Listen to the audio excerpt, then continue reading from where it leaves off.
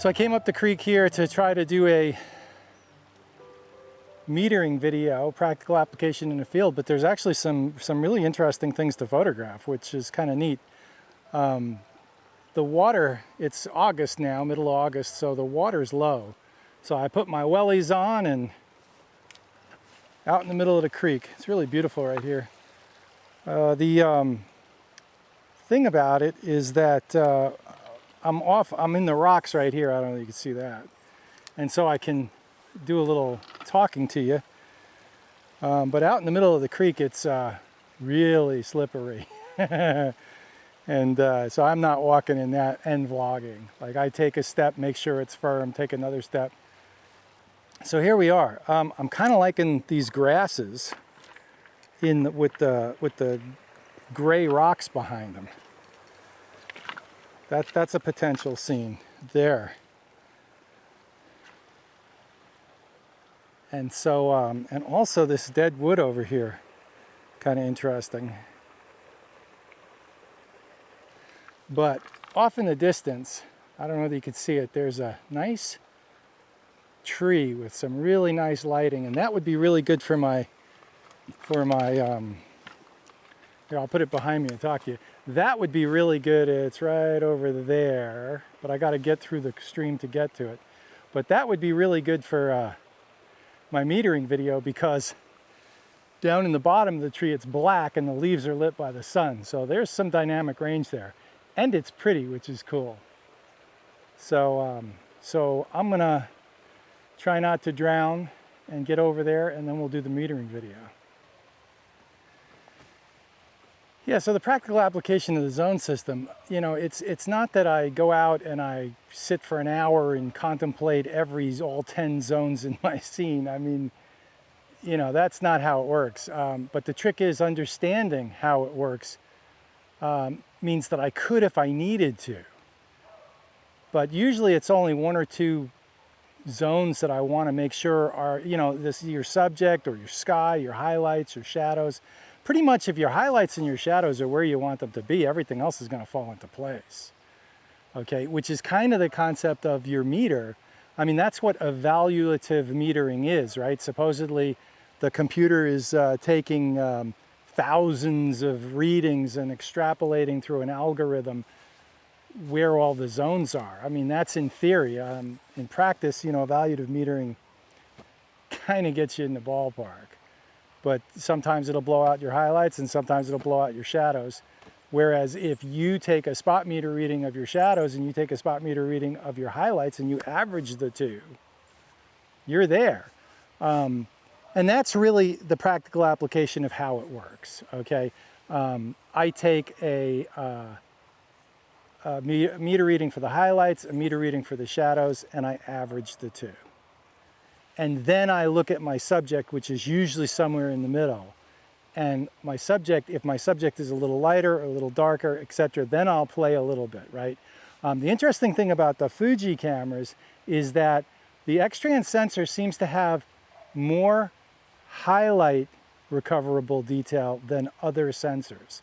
So if you do blow out your highlights by half a stop, maybe even a stop, you can bring them back. Whereas the Bayer sensors, man, they seem to be like, when you blow out the highlights, they're gone. You don't have the information. For some reason, the Fujis have more highlight information. So just something to consider. And if you've got a Fuji, something to play with. Now,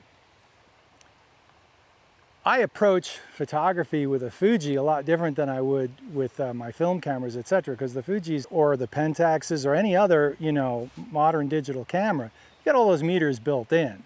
So really how I shoot is I shoot with evaluative metering, look at my histogram and adjust it with exposure compensation. I'm still taking into consideration the zone system and where I want to place the zones. It's really at this point I don't think about it. It's second nature. I've been doing it for 30 plus years. But if you don't understand, I guess what I'm trying to say is understanding the zone system can't hurt you and it can help you. So think of it that way. Is it absolutely necessary? No, not at all. I mean, if you're getting great images and great exposures and you're happy, don't even worry about it, right? But like I said, you know, so with my modern digital cameras, I use evaluative metering usually, and then I use exposure compensation to get my exposure where I want it to be, okay?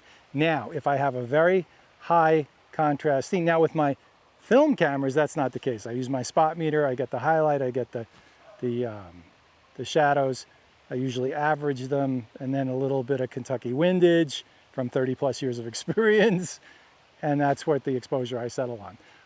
The other day I forgot my spot meter up at Deer Creek up in Cove, and I was using the averaging meter in the Pentax and then using Kentucky windage, and I did fine. It's okay. The negatives could have been a little closer. They're not as close to the perfect exposure that I'd be looking for, that I would have gotten probably maybe if I was a little lucky too with my spot meter, but they were good enough. So let's go meter this scene because it's very contrasty and see what we come up with.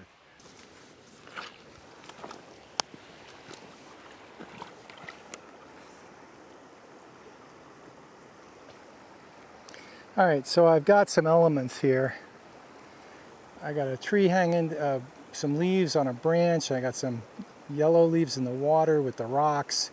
I'm seeing a potential composition there. All right, this is the scene I'm looking at. I'm kind of liking that. I'm thinking, you know, when I crop to a 4x5, that'd be great. So the darkest shadow is going to be right or about here, and then the highlight off that rock there is going to be a highlight. The specular highlights in the water reflection I'm going to let go, or I'm going to put a polarizer on it. But I'm thinking this cropped, I might bring it up a little bit. Let's adjust the exposure a hair, the composition a hair. No, I don't think I like that better. Yeah, something like that, and then cropped, and then cropped to a 4x5.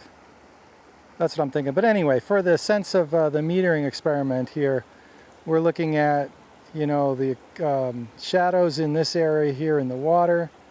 I would like to put that at like zone 3 or 2, black with a little bit of detail, and then up over here, the highlights on this rock, focused on my finger, the highlights on that rock there, which is right there. That would be, I'd like to put that, or even this rock down in here, I would put that at like zone 8, 7. It's not really a zone 8 thing, or even a zone 9 thing. I don't want that to be white, it's really gray in reality. So we're going to switch over to black and white and see what that looks like. Okay, this is Acros with the green filter, and I'm liking the look of that. So yeah, let's do our spot meter readings and see what we come up with. So it has ISO 160 at f8. I'm getting 1/60 of a second, and I'm shooting Acros green for my JPEG, but I'm still shooting raw. So the first thing I'm going to do is I'm going to look at my histogram. My histogram looks great. Evaluative metering looks like it's working okay. Again, I've got 14 stops of dynamic range with the digital file, so it's not that big a deal. So I'm going to get this shot in the bag, and I've always got the raw for the color or to really manipulate if I want, but I think the Acros with the film profile and the JPEG is going to be great. And there it is. And I'm putting my focus point at the lower bottom of the frame. You know, with a 40th of a second shutter speed, my lens focal length is about 50. So yeah, that's kind of pushing it. I'm going to come up here and I'm going to use the Q menu to turn on the 2-second self timer. And 2 seconds, and there's the shot. Okay. Now, so we got a 40th of a second, 160 ISO at f8. Let's see what spot metering does for me. All right, I turned on the spot meter.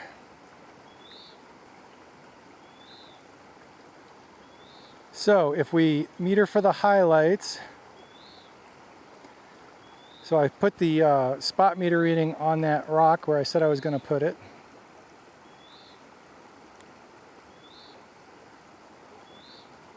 So if I put the spot meter reading on this rock right here, I end up with 1/25 of a second at f8 at 1/60th. We'll take that shot and I'll show you that.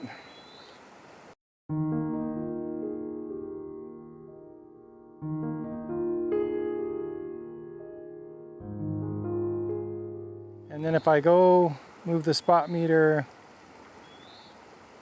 to that dark pool I was talking about, now I get a 15th of a second at f8. I'll take that shot.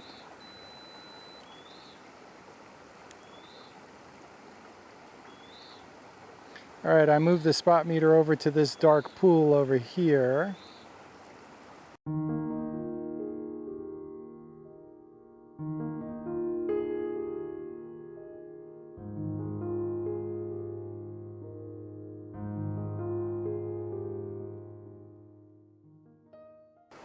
So a 15th of a second at f8, a 30, so that's a stop under. The dark pool is a stop darker than the evaluative metering was giving us. And that bright highlight on that rock was giving us a 1/25th, so you know, 40th, 60th, 1/25th, so it's a stop over. So the dynamic range of this scene, and that's the beauty of the zone system. Now I know the dynamic range of this scene. The dynamic range of this scene, it's a stop over, stop under. The evaluative metering is going to have absolutely no problem dealing with this, okay? So, so there it is. Let's throw a polarizer on and see what we end up with.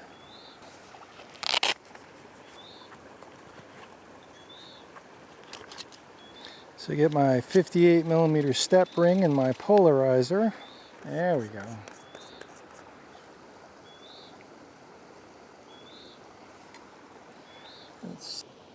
All right, the polarizer is giving me 1/8 of a second at f8, 1/60.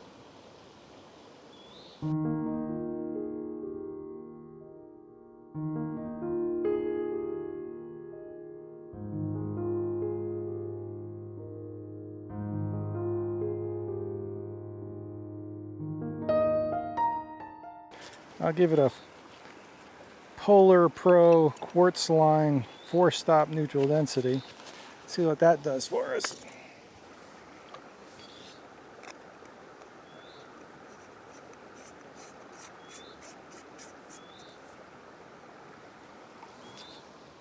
Gives us 2.5 seconds.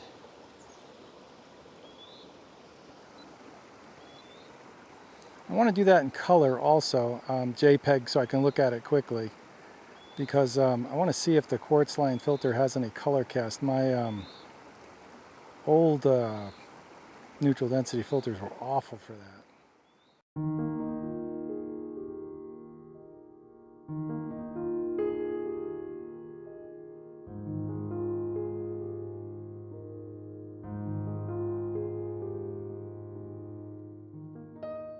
And let's test the 10 stop. So once I get the 10 stop on, it's going to be hard to see through it. But what I do is I looked on the markings on my polarizer and I know where the little dot was on the top of the polarizer, and so I can put the polarizer back on and maybe I can see through the 10 stop. The EVF might bring it up, but if I put the dot back where it was, yeah, I can kind of see that. Let's come over here and let's see what that does for us out here. And 30-second exposure. 10 stop neutral density filter. There's a little bit of movement in the water. What I really want to do is test the colors of the Polar Pro quartz line neutral density filter. This is the 10 stop, because my B+W neutral density filter was kind of terrible. It made everything like I was shooting on Mars or something. Everything was bright orange. Really kind of unusable. It ruined a lot of shots up at Stanley because I used it a lot and it really screwed up a lot of those shots. It was a shame because there was potential there. Beautiful day out in the woods. Even I'm in the middle of town here, really, but it's still, you know, I mean, nature is where you find it, and it's here for sure. So, there we are.